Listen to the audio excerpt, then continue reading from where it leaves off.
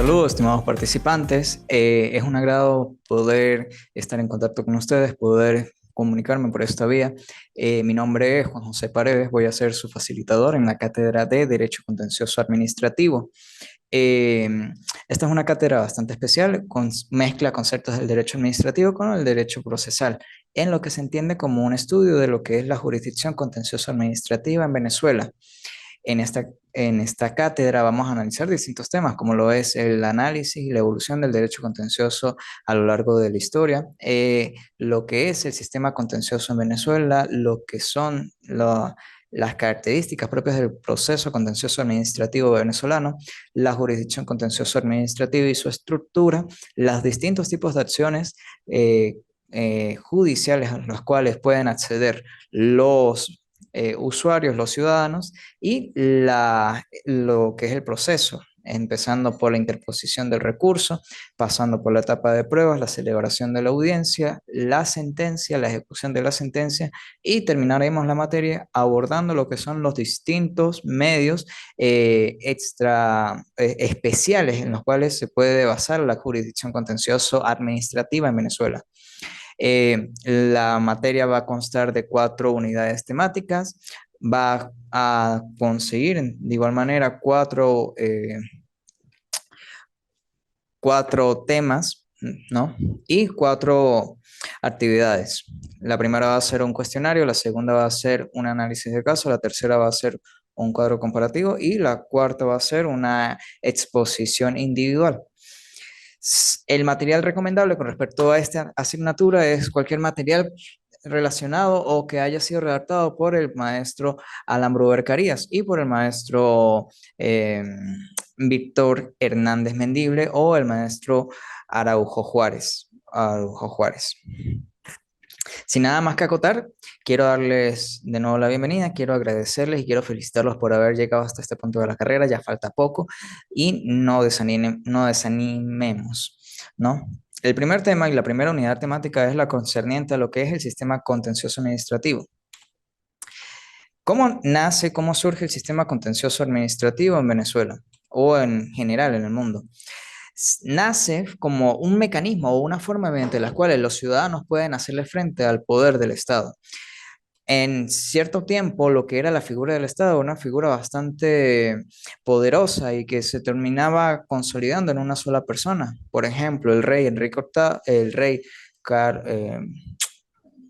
Carlos, se me fue el nombre del rey francés que llegó a admitir o llegó a declarar que él era el Estado.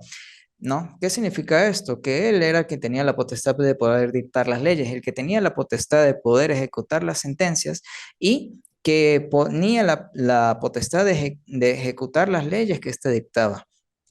¿No? Ciertamente, en este sistema tan impositivo, en este sistema tan autoritario, el individuo tenía poco o nada potestad de poder luchar frente al Estado o poder oponerse a las decisiones dictadas por la monarquía.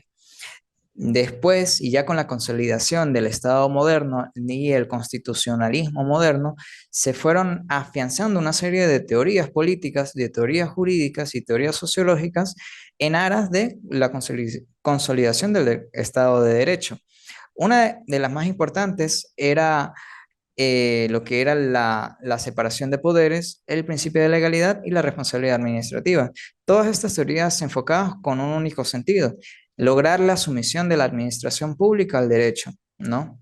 Logrando la sumisión de la administración pública al derecho, los ciudadanos tienen una serie de garantías frente a la administración, frente a sus gobernantes, sobre las cuales pueden valerse en caso de existencia de arbitrariedades, existencia de perjuicios o existencia de cualquier acto que menoscabe sus derechos o menoscabe su integridad. Como se puede analizar de la diapositiva que estamos viendo, el primer punto sobre el cual se fundamenta la tesis de la sumisión de la administración pública al derecho es el principio de la legalidad. ¿Qué quiere decir esto? Que la administración pública no puede actuar de oficio o de hecho, no puede actuar solo porque le plazca, tiene que actuar siempre facultada por la ley y tiene que actuar por medio de actos de naturaleza administrativa, los cuales para que tengan una validez tienen que seguir un procedimiento previo, procedimiento previsto en la Ley Orgánica de Procedimientos Administrativos. Si esos actos no siguen estos procedimientos previstos en la ley especial, o si la administración actúa fuera de las facultades concebidas dentro de la ley, la administración genera perjuicios, pues genera daños, está invadiendo, está tomando potestades que no le corresponden, ¿no? Y obviamente las actuaciones que sean dictadas, que sean tomadas dentro de este rango, son susceptibles de ser conocidas por la vía contencioso administrativa. Luego tenemos lo que es la responsabilidad administrativa. ¿Qué quiere decir esto? Que la administración debe hacerse responsable de sus actos. Probablemente el primer fallo o el más importante que sentó un precedente en esta materia fue el fallo blanco.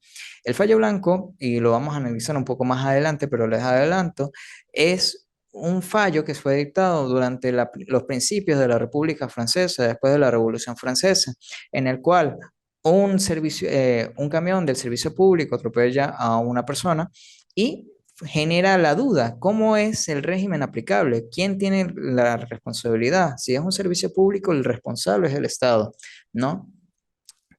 ¿Qué genera también esto y este concepto?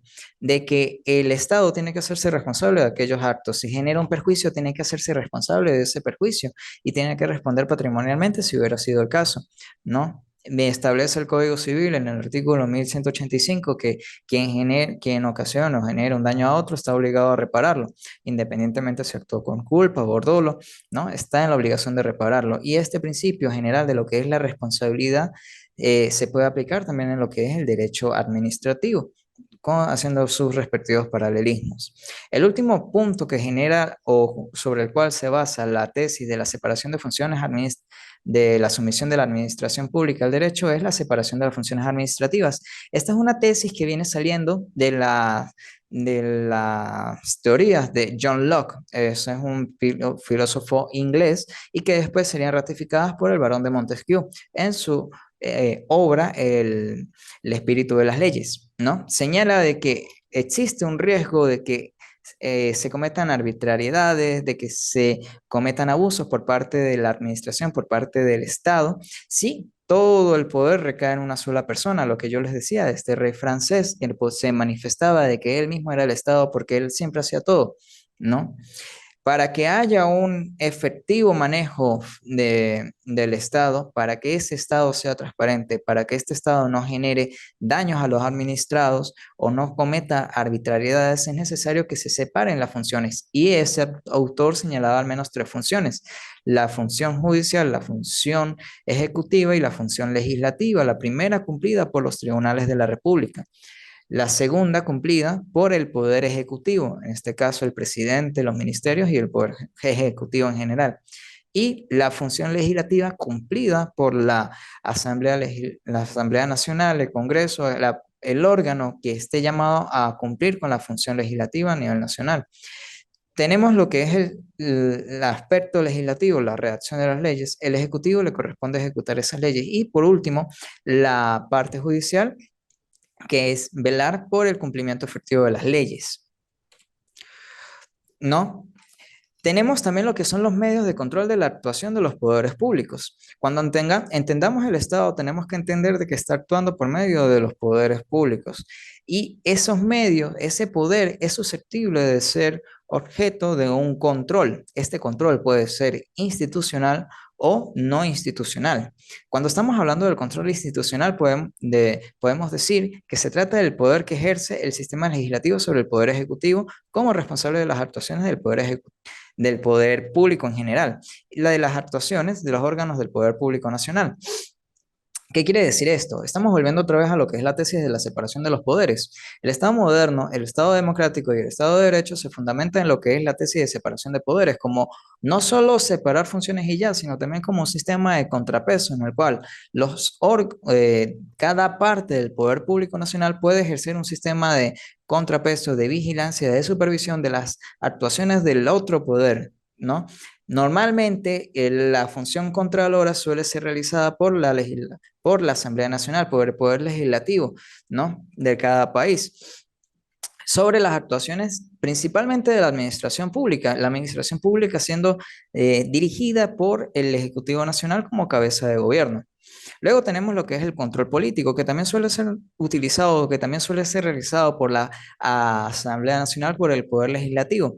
Se establece que es el ejercido principalmente por el Poder Legislativo bajo el esquema de separación de poderes en tres poderes y representa la función contralora que ejerce ejercida sobre las actuaciones de carácter político realizadas por el poder público. No, no solo cuando estamos hablando del control institucional, estamos hablando de las facultades institucionales que tiene cada órgano del poder público y que puede ser ejercido, bien sea por el poder legislativo, pero en general puede ser aplicado por los distintos órganos del poder público en su sistema de contrapesos. No obstante, el control político sí suele ser utilizado normalmente por la Asamblea Legislativa, por cuanto ella no solo tiene el poder de legislar, esa es su principal función, pero también posee el poder de establecer un control político, poder supervisar las actuaciones de, por ejemplo, el Ejecutivo Nacional en la materia política. Luego tenemos lo que es el poder jurisdiccional, pero antes de entrar al poder jurisdiccional me gustaría que pudiéramos hablar de lo que es el control administrativo. La administración pública actúa, se comunica con los ciudadanos, con los administrados por medio de actos. Estos actos son actos administrativos que poseen un procedimiento previo para que puedan tener una validez. Ese procedimiento está previsto en la Ley Orgánica de Procedimiento Administrativo. Cuando hablamos del control administrativo, tenemos que decir que se trata del control interno que ejerce la administración pública sobre sus propios actos, siendo ejemplificado por medio de los llamados recursos administrativos. ¿Qué quiere decir esto? La administración pública dicta un acto, ¿no? Un acto administrativo frente a una solicitud hecha por un particular o un acto administrativo de efectos generales. Ese acto puede ser susceptible de control, bien sea de oficio o por medio de una solicitud de una parte, de un interesado. Y ese control administrativo se termina materializando por medio de los llamados recursos administrativos en materia de lo que es la Ley Orgánica de Procedimientos Administrativos. Tenemos tres: el recurso de revisión, el recurso de reconsideración y el recurso jerárquico. No obstante, estos medios de impugnación, estos medios de control de la administración sobre sus actos, a veces pueden verse insuficientes. A veces no me termina de solventar la problemática que genera la administración pública por medio de sus actos o de sus actuaciones. Y es necesario que surja otra vía, no un control administrativo, sino que también es necesario que exista un control jurisdiccional. Es así que podemos decir que el control jurisdiccional se trata de aquel control que es ejercido por medio de los órganos pertenecientes al Poder Judicial, con competencia en materia administrativa, sobre las actuaciones en las que se relacione la administración pública. No estamos hablando ya de lo que es solo un control administrativo, un control que puede ejercer la administración sobre sus propios actos. Estamos hablando también de lo que es un control que puede ejercer órganos de carácter jurisdiccional, es decir, los tribunales, sobre actuaciones en las que esté relacionada la administración pública nacional, ¿no? Sobre actuaciones de carácter administrativo. Eso con respecto a lo que es el control institucional. Rebobinamos. Tenemos control institucional, tenemos control político, tenemos control administrativo y tenemos control jurisdiccional. Pero no solo es control ejercido desde el mismo Estado, también tenemos lo que es el control ejercido por la ciudadanía, ejercido por los particulares. Tenemos el control social. El control social es el derecho legal y el deber constitucional que tiene la ciudadanía para ejercer el seguimiento, monitoreo y el control de la administración pública a fin de proteger el patrimonio del Estado, y mediante la participación ciudadana se pueden afianzar los principios constitucionales de transparencia, equidad, eficiencia y eficacia, de manera de prevenir y combatir los actos de corrupción, ¿no? Cuando vamos a hablar de lo que es el control social, tenemos que analizar bien lo que establece el artículo 141 de la Constitución Nacional, que establece, primero que nada, que la Constitución está al servicio de los ciudadanos. Frente a ello, y para poder garantizar ese servicio frente a los ciudadanos, la administración tiene que ser transparente, tiene que ser equitativa, tiene que ser eficiente y tiene que ser eficaz, ¿no? Y para poder cumplir con esos principios constitucionales, los ciudadanos están en todo su derecho de poder exigir a la administración una explicación de sus actos, una explicación de cómo se gasta, por ejemplo, los dineros del Estado, cómo es administrado o por qué toma determinadas decisiones en determinados momentos. Este es el control social, el que surge desde la misma ciudadanía con base a lo establecido en el artículo 141 constitucional. Pero también tenemos el control no institucional y se refiere a la función controladora que ejercen distintos actores de la sociedad civil, a los actos realizados por la administración pública o el desempeño de éste en el cumplimiento de sus promesas. Estos actores pueden ser grupos organizados de la sociedad civil o organizaciones sin fines de lucro. Cuando hablamos de control social, estamos hablando de la función contralora ejercida por cada uno de los ciudadanos, de aquel derecho que recae sobre cada particular. Cuando hablamos de un control no institucional, desde el punto de vista que está planteado en la diapositiva, estamos hablando de organizaciones y organizaciones enfocadas a buscar o realizar una función contralora, ¿no? Estamos hablando ya de grupos de la sociedad civil. Como hablábamos antes de lo que eran los sistemas o los medios de impugnación mediante los cuales los particulares pueden eh, impugnar, pueden ir en contra de las acciones o las actuaciones de la administración pública, tenemos que decir que existen los dos materias o al menos dos bloques, los recursos contenciosos administrativos o los recursos meramente administrativos. Como recursos administrativos, es decir, aquellos que se interponen en la sede de la propia administración ante la sede del órgano que dictó el acto impugnado, tenemos el recurso de reconsideración, el recurso jerárquico y el recurso extraordinario de revisión.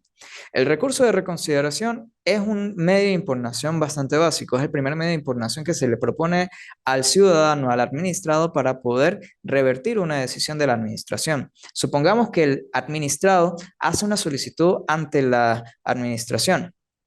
Hace una solicitud, por ejemplo, de variables urbanas. Esa solicitud es denegada por la administración. Como es denegada, él necesita que se reconsidere esa decisión. Decir básicamente en un recurso administrativo que los fundamentos de hecho y de derecho en los cuales se fundamentó ese acto administrativo están errados y tendrá sus motivos para poder fundamentar este argumento, ¿no? Si frente a esa situación la administración puede aceptar o declarar sin lugar el recurso, ¿no? Si declara sin lugar el recurso, el administrado puede ejercer el recurso jerárquico.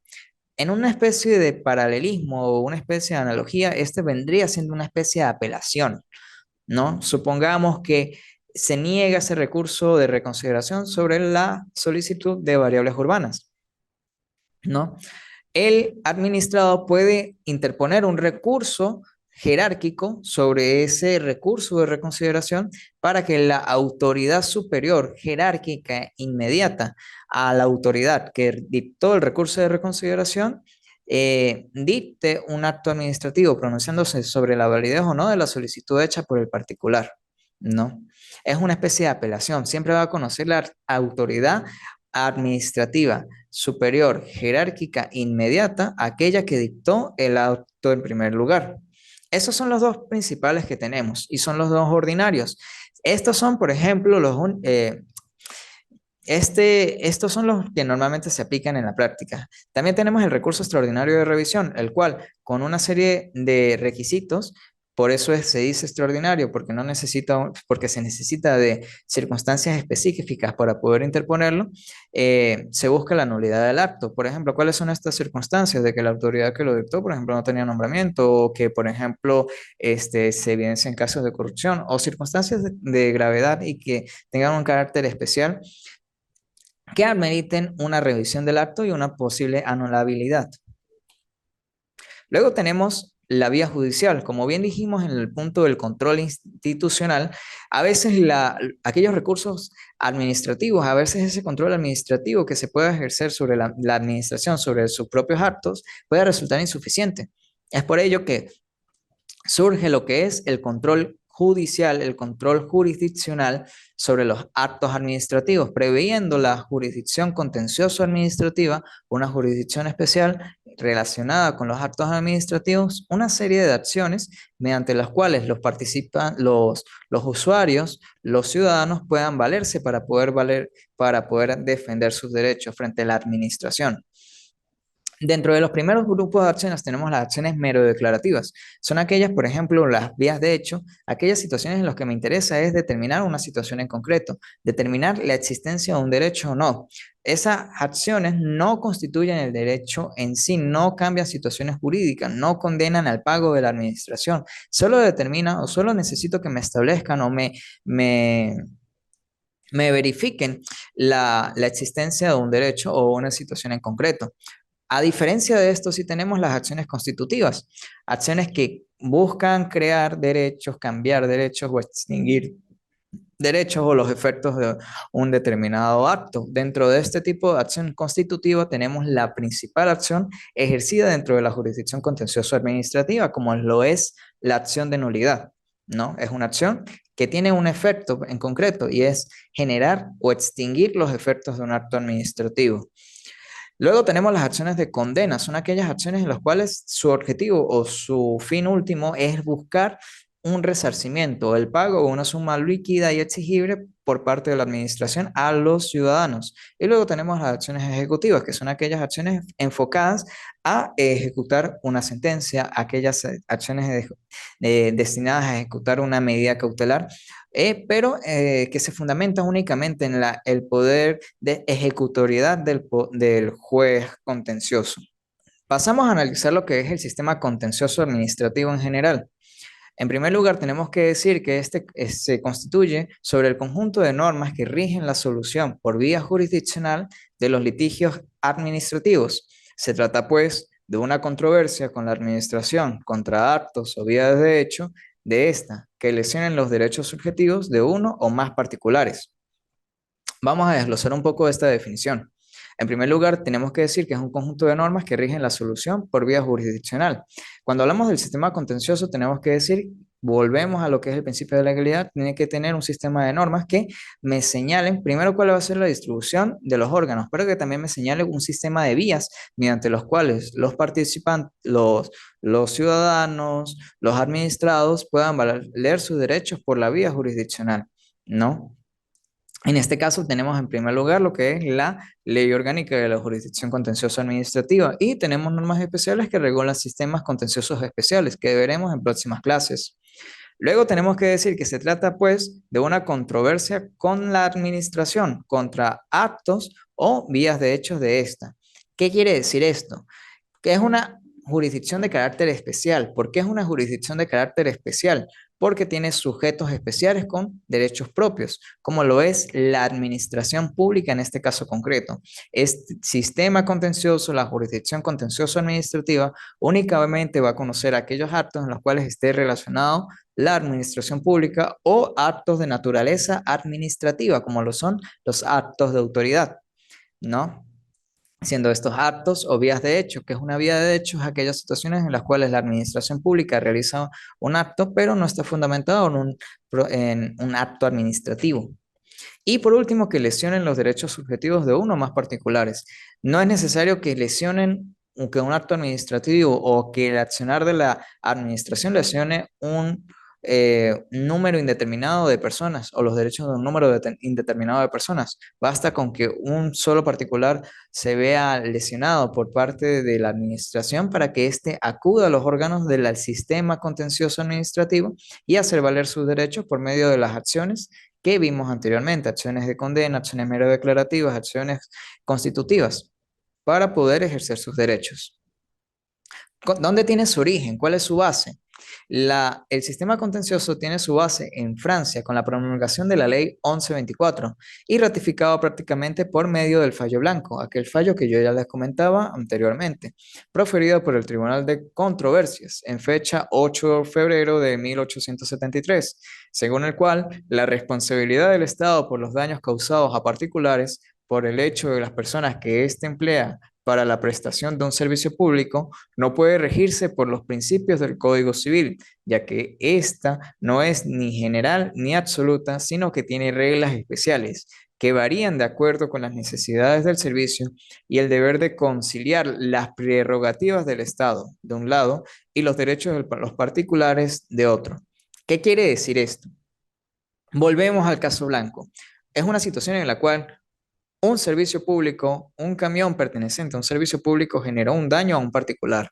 Este particular, frente a la problemática, trata de acudir al tribunal para poder resarcir ese daño causado, pero los tribunales tenían en ese tiempo la competencia general, la materia civil general. Y cuando observan que la parte demandada es la administración pública por medio de uno de sus servicios públicos, ¿no? Surge el interrogante. La administración pública debe tener derechos especiales, derechos procesales especiales que son conocidas como prerrogativas procesales, ¿no? Por ejemplo, tienen lapsos diferentes de citación, tienen distintos derechos que no poseen en particular a la hora de afrontar un proceso judicial. De igual manera, la responsabilidad que éste tiene al momento, por ejemplo, de pagar, no es lo mismo que podría tener un particular que tiene un patrimonio propio. Cuando hablamos de la responsabilidad pecuniaria del Estado, tenemos que decir de que es una responsabilidad que es desembolsada del patrimonio del Estado y ese patrimonio ya viene regulado por lo que es la ley de lo que es el presupuesto nacional. También tenemos que decir que el Código Civil es una norma que es aplicable únicamente a particulares, que rige el derecho privado. Y cuando estamos hablando de situaciones que afectan a la administración pública, estamos hablando de derecho público, de derecho administrativo, por lo que el Código Civil no sería la ley competente por el sujeto para este determinado caso.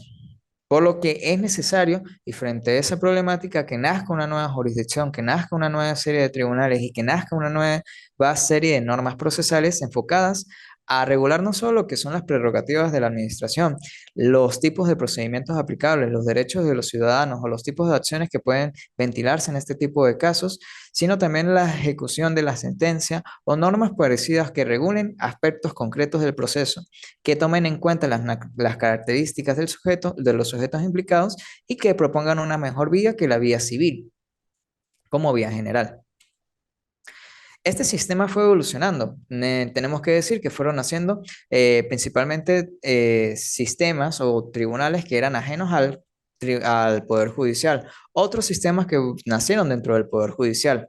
Tenemos que decir que posterior a la separación definitiva de la legislación y la jurisdicción civil, para conocer la responsabilidad del Estado en el territorio francés, la influencia de esta legislación y la doctrina judicial se fue propagando por diferentes países de la región, quienes lo fueron adoptando a sus propias realidades, incluyendo la jurisdicción contencioso administrativa dentro del Poder Judicial y otros excluyéndola como una jurisdicción de carácter especialísimo. ¿Cómo se traduce esto? Inicialmente en Francia fue necesario crear cortes especiales que fueran enfocadas a lo que es el sistema contencioso administrativo. Estas cortes estaban ajenas al Poder Judicial. El Poder Judicial llevaba la vía penal, llevaba la vía civil, pero la vía contencioso era una vía especial, ajena al Poder Judicial, que se terminó materializando en lo que era el Consejo de Estado. Esta influencia francesa, que fue adoptada por otros estados, eh, mantuvieron esa figura en la cual la jurisdicción contencioso administrativa, el sistema contencioso administrativo estaba ajeno al Poder Judicial. No obstante, otros países decidieron adaptarlo a sus propias realidades, incluyendo la jurisdicción contencioso administrativa o el sistema contencioso administrativo dentro de la naturaleza del Poder Judicial como un órgano.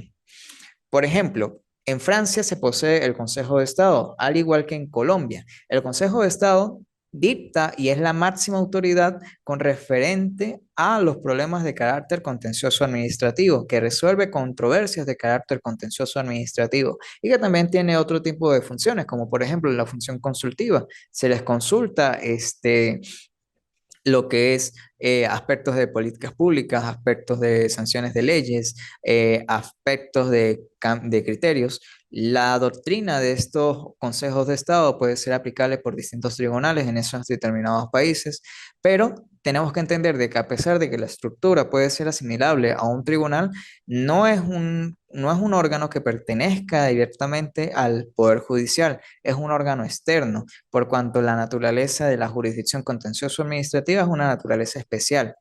No obstante, a pesar de que este fue el sistema madre, fue cambiando por algunos países. Por ejemplo, Venezuela no opta por este estilo. Ellos se integran a la jurisdicción contencioso administrativa y al sistema contencioso administrativa dentro del sistema judicial venezolano, como por ejemplo lo que es la Sala Político-Administrativa pertenece al Tribunal Supremo de Justicia.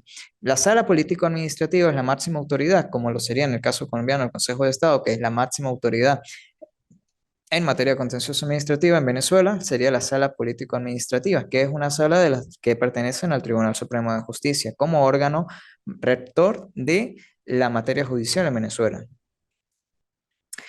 La jurisdicción contencioso administrativa ha venido pasando por un proceso largo de legislación dentro de la constitución, dentro del constitucionalismo venezolano.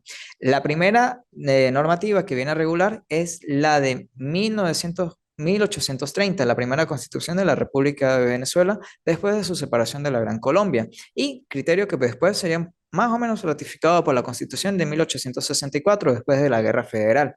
Con respecto a la ley, a la Constitución de 1830, se estableció por primera vez la posibilidad de demandar a la República por la responsabilidad de sus negociaciones. Estamos hablando de la primera vez en territorio venezolano que se contempló la responsabilidad contractual de la administración, la cual era conocida por la vía civil como una acción civil.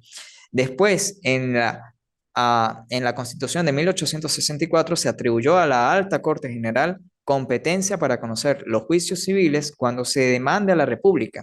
Se toma el concepto que ya había sido analizado y que ya había sido establecido en la Constitución de 1830, abarcando de una forma más concreta a la Alta Corte General, antigua Corte Suprema de Justicia y actual Tribunal Supremo de Justicia, la competencia de conocer los juicios cuando se demanda a la República. ¿Cuándo se demanda a la República? En este caso, volvemos a ratificar el criterio de la Constitución de 1830, es decir, cuando aquellos casos de responsabilidad de sus negociaciones, supongamos que la administración decida eh, cerrar o dejar unilateralmente un negocio o un contrato, ¿no? Eso puede generar un daño y frente a esa problemática o frente a esos daños y perjuicios podía el particular acudir por la vía civil a los tribunales de la Alta Corte General. Luego tenemos la Constitución de 1825. Pasaron bastante tiempo para que pudiera dictarse un nuevo criterio. La Constitución de 1925 fue durante el gobierno de Juan Vicente Gómez y se estableció por primera vez la posibilidad de que la Corte Federal y en casación declarasen la nulidad de decretos o reglamentos. Las primeras acciones que relacionaban a lo que era el sistema contencioso estaban basadas en acciones de condenas. Únicamente se analizaba la responsabilidad de la administración con respecto a sus negocios. Pero ya en la Constitución de 1925 estamos hablando de acciones de nulidad, acciones eh, constitutivas de carácter de nulidad sobre actos, sobre decretos y sobre reglamentos, actos de carácter administrativo. Luego tenemos una evolución de este criterio y fue en la Constitución de 1931, en la cual se amplió la anterior competencia para todos los actos administrativos cuando estuvieran viciados de irregularidad o de abuso de poder. La primera me dice que se puede solicitar la nulidad de decretos o reglamentos. Me está señalando dos tipos de actos administrativos. Ya en la Constitución de 1931 me establece supuestos que pueden generar vicios de estos actos administrativos, como lo son las irregularidades en el procedimiento en el cual se dicta ese acto administrativo o los abusos de poder por parte de los funcionarios que dictaron ese acto administrativo como causal de nulidad.